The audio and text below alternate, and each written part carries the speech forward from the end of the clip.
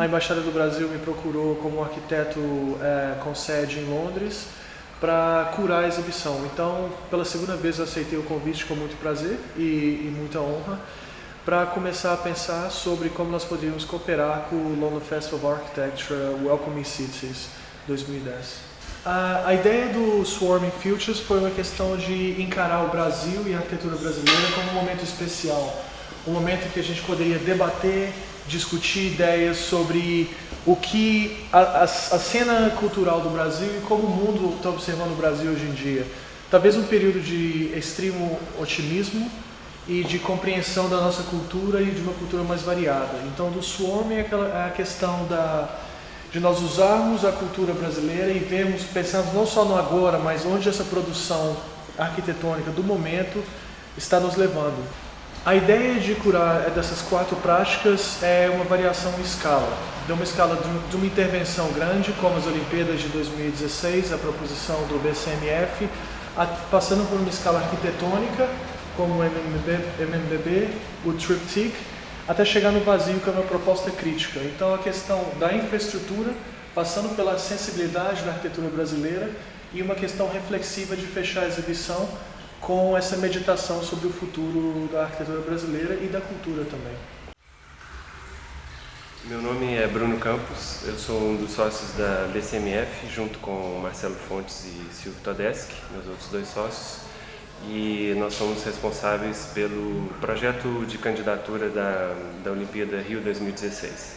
E nessa exposição, além dos projetos da candidatura, a gente está mostrando também o projeto do complexo de Deodoro, que foi feito para os Jogos Pan-Americanos, construídos e projetados por volta de 2007, e que também serão aproveitados para a Olimpíada. Então, basicamente, o que a exposição pretende mostrar é uma ideia geral do projeto dos clusters de Barra da Tijuca, Copacabana e Deodoro. Na Barra da Tijuca, a gente vai ter a maior parte das instalações que vão ser construídas. Em Copacabana, são basicamente instalações temporárias para os esportes ao ar livre. E são instalações que vão ser desmontadas depois dos jogos. Enquanto Deodoro é uma das áreas mais pobres do Rio de Janeiro, na zona norte do Rio, onde a gente vai complementar algumas das instalações que a gente fez para o PAN e construir uma nova atração que é o X-Park, o Parque de Esportes Radicais, para engajar a comunidade local socialmente e na prática de esportes olímpicos. Meu nome é Milton Braga, eu sou um dos arquitetos do MMBB, um escritório baseado em São Paulo. Somos eu, Fernando e Marta, colegas de turma, estudamos na FAUSP, e é um escritório bastante ligado na tradição brasileira da arquitetura. Bom, o projeto de reurbanização do Rio Antonico é um pequeno rio que cruza a favela de Paraisópolis, uma das mais conhecidas favelas do Brasil, porque fica bem no meio de uma área muito rica da cidade de São Paulo, e esse rio hoje ele está escondido embaixo de casas. Então nós removeremos o mínimo possível dessas casas para recuperar o rio, não apenas como um sistema de drenagem, mas também como um sistema de espaço público, ou seja, a água qualificando o espaço público, o espaço urbano. E a ideia principal desse projeto, entre outras coisas, mas a principal ideia é fazer desse rio um rio simpático. Os rios urbanos, numa cidade como São Paulo, deixaram de ser rios, viraram verdadeiras canaletas de drenagem, e a diferença entre o fluxo permanente do dia a dia e o fluxo da tempestade, no caso, por exemplo, são 250 vezes. Então, se fizermos um rio simples, sem considerarmos isso, teremos um rio muito grande, profundo, quase sem água, na maior parte do tempo, e de vez em quando um caudal de água muito perigoso, capaz de carregar tudo que encontrar pela frente. Então, nas duas situações, seria um rio horroroso. E aí, portanto, começamos a estudar como controlar isso. E a solução foi colocar a água do desastre no que a gente chama de overflow, um termo em inglês, um canal subterrâneo para essa água além do aceitável para qualificar o espaço público, deixando em cima a vazão permanente, que é a contribuição do lençol freático por nascentes, que nesse lugar existe, não é sempre que existe, e um pouquinho da água de chuva para que haja uma variação. Inclusive isso talvez seja, do ponto de vista arquitetônico, o aspecto mais marcante, porque são corpos d'água que vão variar de tamanho. Quando chove um pouco mais, vai ter mais água, vão se formar pequenas piscinas, e a ideia é que nesses momentos as pessoas, em vez de temer a água, em vez de temer a chuva, que elas celebrem a chuva e isso seja uma pequena praia paulistana. Eu sou sócio da Triptyque, que na verdade está baseada em São Paulo e abriu há 2 anos atrás. Em Paris, de novo, isso é, na verdade, um grupo de 4 sócios, 3 franceses e uma brasileira. Então, um escritório franco-brasileiro morando no Brasil, basicamente. Selecionamos para essa exposição 2 projetos que têm uma temática comum, que é o uso de água. Água como material de arquitetura.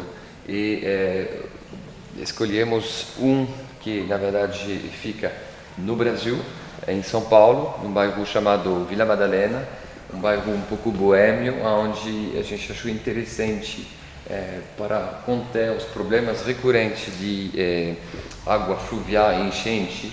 No caso de Oni, que é um concurso ganho há pouco tempo atrás e que, na verdade, se fica a 50 quilômetros de Paris, numa cidade de pequeno porte, onde o programa era a criação de uma mediateca no lugar central dessa cidade. Nesse caso, a água está sendo utilizada para temperar o próprio ambiente do prédio, ou seja, refrescar no verão ou aquecer no inverno. Meu nome é Carlos Teixeira, trabalho no escritório Vazio S.A. e queria apresentar então rapidamente aqui 2 projetos. Um deles se chama Amnésias Topográficas, é um projeto que foi realizado em Belo Horizonte e que foi uma ocupação temporária de alguns vazios urbanos da cidade. Um grupo de teatro chamado Amatrux fez uma apresentação durante, na verdade, 2 meses nesses espaços vazios, e foi uma forma da gente misturar tanto o trabalho de um grupo de teatro de rua com urbanismo, arquitetura e design de cenário no mesmo projeto. Depois tem um segundo projeto que é uma espécie de uma ficção arquitetônica que parte de um fato real, aconteceu em São Paulo em 1999. Então, o guru dos Beatles, ex-guru dos Beatles, Yogi Maharishi, propôs um edifício estilo dravidiano, que seria o maior prédio do mundo. Então, esse projeto não seguiu adiante. Isso aqui, então, é como se fosse uma das partes do livro que eu publiquei há pouco tempo atrás, que se chama O Condomínio Absoluto. A primeira parte do livro são esses fatos que mostram a quase construção desse absurdo arquitetônico no centro de São Paulo. E o outro volume do livro ele é uma espécie de uma ficção ilustrada que distorce, exagera esses fatos da quase construção do prédio de 1999, através de uma narrativa, de uma torre de Babel, onde o prédio inicia essa construção e essa construção não tem fim, e o prédio termina por engolir a cidade inteira, que é essa imagem maior que a gente está vendo aqui. Então, aqui são as antenas e as telas da instalação do João Gilbert com Nayan Ostos, onde você tem essa coisa da brincadeira com a antena do rádio, ligando com a questão na década de 50, quando Brasília foi construída.